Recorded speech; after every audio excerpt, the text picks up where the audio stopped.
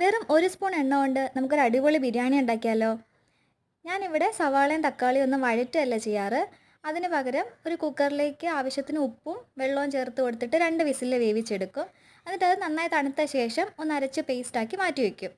ബിരിയാണിക്ക് ആവശ്യമുള്ള മസാലയെല്ലാം 1 സ്പൂൺ എണ്ണ ഒഴിച്ചിട്ട് ഒന്ന് ചൂടാക്കിയെടുക്കും. അതിലേക്ക് ഈ അരച്ച പേസ്റ്റും കൂടി ഇട്ട് ഇളക്കി നമ്മൾ ബിരിയാണി ഉണ്ടാക്കുന്നത് എന്ത് വെച്ചിട്ടാണോ അതിട്ട് വേവിക്കുക. ഇവിടെ ഞാനിപ്പോൾ കൊഞ്ചാണ് എടുത്തിരിക്കുന്നത്. പിന്നെ കുറച്ച് മല്ലിയിലയും കൂടെ ഒക്കെ തൂകിയിട്ട് അതങ്ങ് മാറ്റി വയ്ക്കുക. ബസ്മതി അരി ഞാൻ സാധാരണ വേവിക്കുന്ന പോലെ തന്നെയാണ് വേവിച്ചെടുത്തിരിക്കുന്നത്. പിന്നെ ഒരു വാഴയിലയിലേക്ക് നമ്മൾ വേവിച്ച് വെച്ച ചോറും ആ മസാലയും കൂടി ലെയർ ചെയ്ത് കൊടുക്കുക. എന്നിട്ട് സാധാരണ ഗാർണിഷ് ചെയ്യുന്ന സാധനങ്ങളൊക്കെ ഉണ്ടല്ലോ, അതൊക്കെ വെച്ച് ഒന്ന് ഗാർണിഷ് ചെയ്തിട്ട് ആ കിഴി അങ്ങ് കെട്ടി ചെറു തീയിൽ വെച്ചിട്ട് ഒരു 10 മിനിറ്റ് നമുക്കൊന്ന് ആവിയേറ്റി എടുക്കാം.